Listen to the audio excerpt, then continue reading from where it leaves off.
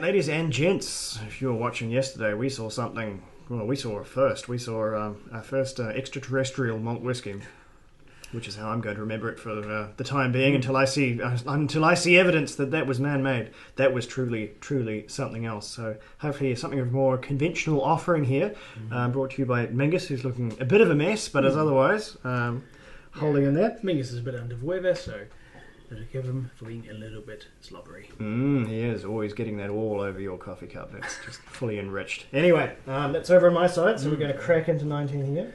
Well, on the way to the big day. Oh, it's resisting. All right, here we go. Cool. Labels are hidden. Whiskey is dispensing. I'm already seeing good colour. Wait, what's wrong with me, Dave? I can't even.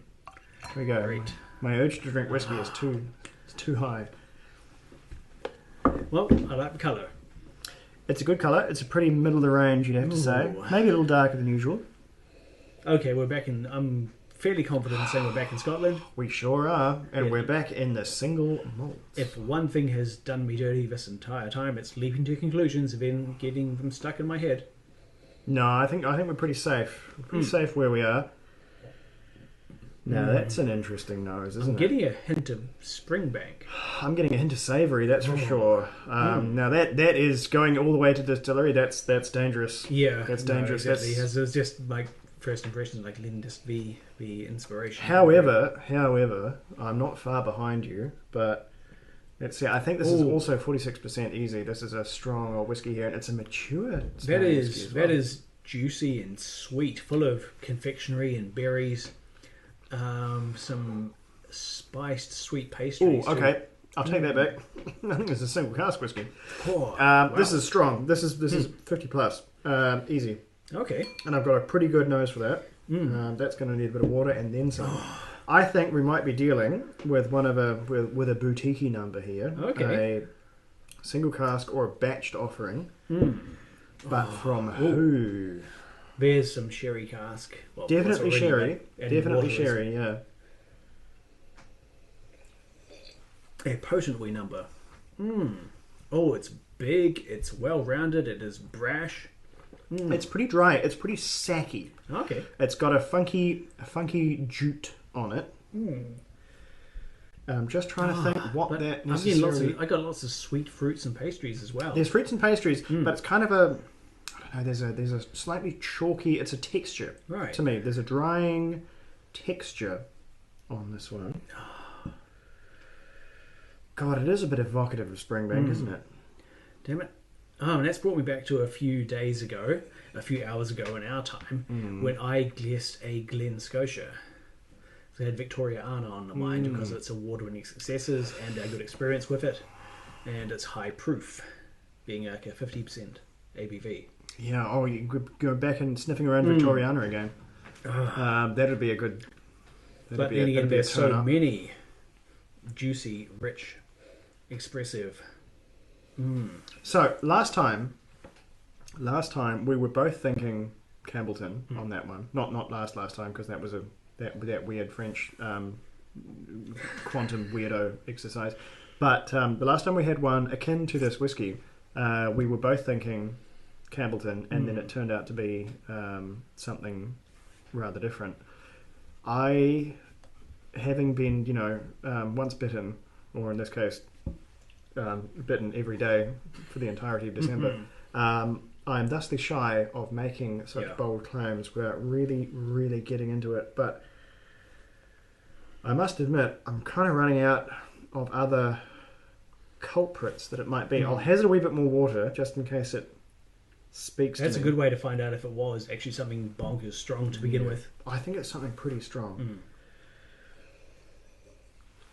Because if it is another boutique special bottling, then all bets are off. It could be anything from anywhere because they're so good at finding the most I think this is uniquely I'm pretty expressive sure casks. this is Scotch whiskey. This is if this is not Scotch whiskey, it's a hell of a for sure Scotch. hell But I of a mean, good if it is analogous, a boutique, for sure, yeah. they could have nabbed a cask which could do goodness knows what. You know what? The cruel irony here is that had Tobamori not already come up, and had I not already horrifyingly guessed that it was Glendronach, which I stand by my reasoning behind that, I would be going Tobamori for this one because it's got something of a marine island character, but it's got a real savoury funk to it, which that was what I thought was the go for Tobamori. I was so surprised that they had such a lush and sweet kind of a dram, and I'm going to look at what we had previously through this calendar because there are so many now. Oh, jeez. I just don't know. This could also be a Kilkerran. And that's not just because I'm staring across the table at a bottle of Kilkerran, an unrelated bottle of Kilkerran, which may have already come up or may yet come up later. But there's a Kilkerran-y kind of a thing going on here. But I feel the 2 points on the table are easy, since we're both good for malt whiskey and Scotland. And I'm guessing sherry casks, but not exclusively sherry casks. Yeah, not exclusively sherry. I think I'm pretty strong on Kilkerran on this one, but not in any way 100%. Okay. I think this could be the Kilkerran 12. Or 12 sounds like a good number for whiskey of this character. I think Kilkerran 12, or it could be something. This could be the Glen Scotia 18 cropping up again, but it doesn't. The other one, I was way more sure that was the Glen Scotia 18. I wouldn't say 18. This doesn't seem old enough. No. Feels too young. Yeah, seems too young. All right, well, I've got the Kilkerran 12, and we'll see what we get. I have nothing more precise to offer. It is. You know what? Let's let the audience see before we see. What do we got? How bad? What's the damage? It is 12-year-old Inchmurren. Oh, it's Loch Lomond. It's Loch Lomond again. Oh, it's Loch Lomond. Okay. Absolutely. See you later, phone. What? See, I told you they were the diddlers. They were out to diddle, and diddle they have. What a chameleon of a distillery. Yeah, so I'd tried everything that Loch Lomond had to have offer in their core range. We've never seen the Inchmurren label before. No, we have seen the Inchmurren. No, it's Inchmurren. This is Inchmoan, M-O-A-N. Oh no, it's another one. Yeah. How many have they got? Yeah, so this is quite astonishing. Loch Lomond turning out to be kind of the distillery, the TARDIS of distilleries, which inside are conceivably 5 or 6 separate distilleries producing wildly different but somehow so distinct styles. Inchmoan Island Collection. 12-year-old whiskey, 46% ABV. So how absolutely bizarre. Yeah. Island Collection as well. Okay, so as the internet assures us, Inchmoan is the peated Loch Lomond. This is just distressing. New and news to me. It's like the Loch Lomond Distillery is a door which you open and find yourself in Mirror, Scotland, and every style of whiskey that's produced under the sun is somehow inside the bounds of that, albeit quite large distillery. Stunning. Again. Very. Perplexing. Again. Infuriating.